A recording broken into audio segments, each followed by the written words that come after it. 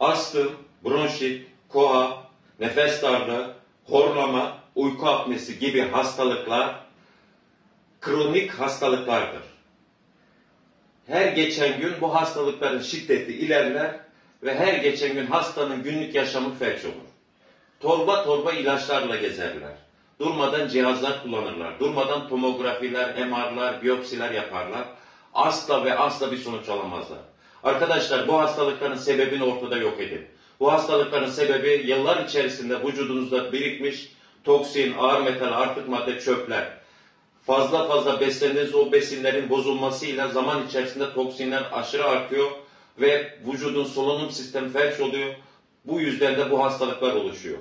Bu hastalıkların sebebini ortada kaldırmadığın sürece bu hastalıklarda kurtulma şansınız yok. Onun için de 30 gün boyunca aç kalırsanız vücudun otofaz sistemi devreye girer. Vücuttaki bugüne kadar birikmiş bu çöpler, bu toksinler yok eder ve hastalıklarda kalıcı bir şekilde kurtulmuş olursunuz. O nedenle 30 gün boyunca sizin su diyeti tedavisi yapmanız gerekiyor.